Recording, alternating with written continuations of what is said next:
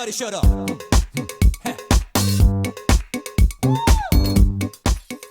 Hi, so I wanted to make a video to show accents.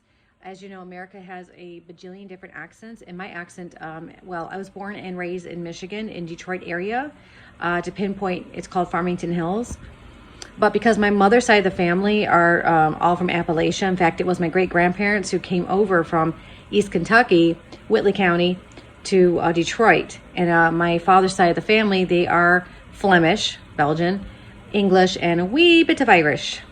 And then my father's mother's side is German and a little bit of English, but mainly German. So my accent is, I would say, muddled. But words I say. So I have more of, I would say, Canadian I's accent. I would say for O-U-T and A-B-O-U-T, I want to go out and about. I do say it like that. Canadians do say that, or out and about. You do hear accents like that. But I say out and about. It's just the way I was taught. 20, we say I have $20. The T is silent. 50, we say I have $50 or 50. We don't really say 50. We don't enunciate all the words. Also, cool fact about Michigan that I remember from college, that Michigan itself has 37 different accents. So just letting you know that. Okay, so other things that we say. Also, every state has their own lingo. Michiganians are no different. So, for example, if you are visiting, you are called a fudgy. A fudgy means a tourist. And a fudgy is a tourist who is visiting one of several northern Michigan areas with shops selling fudge. Mackinac Island is known for the fudge. I love getting fudge when I was a kid. I have not been there in years. If you live in the UP, you are called a Youper. And if you are living under the bridge in the thumb state, looks like the mitten, they call us trolls. So I am considered a troll. Just a cool fact on that. Another cool tidbit, the English group called Bay City Rollers. I'm sure you know that from 1970s. If you don't, Google them. They got their name. Apparently, the story was they spun a globe around and threw a dart or something, and it landed on Bay City, Michigan. Hence the name Bay City Rollers. Cool fact. Okay. We also say, we love doing Michigan lefts. I do that, and I live in Georgia now, and I say, I have to make a Michigan left, and my family or my friends down here are like, what the heck's the Michigan left? And so, they know now. It means a U-turn, and it takes me a minute to do that. We also say, I said that one, trolls. I said that. I'm looking at a website here. Okay, so F-O-R. If you're in England, you would call it for, right? It's really pronounced F-I-R. So the definition they have on here, or the example was, if you remember in the morning, will you grab a coffee for me? So you hear that, for me? Will you grab some coffee for me, please? And I do say that quite a lot. So yes, we don't enunciate words very well. We do the map thing, like, are you from Michigan? We do the hand, and then if you're UP, we do that. So we do have that, the hand, the map. Just a Michigan tradition. Okay, so my other half, my family, is from Appalachia, and I thought I'd throw that accent as well, because the way I was raised, with my grandparents on my mom's side raised me. So with that said, I do have some of the Appalachian words, and when I go to East Kentucky and East Tennessee, the hillbilly accent, as many people say, does come out to play.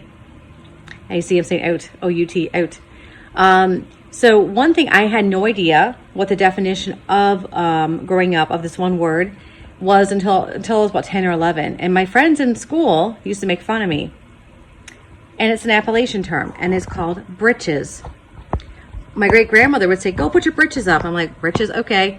Well, britches means pants or trousers, depending where you're from. So you don't hear that often as much as an old school term, but that's the way I grew up.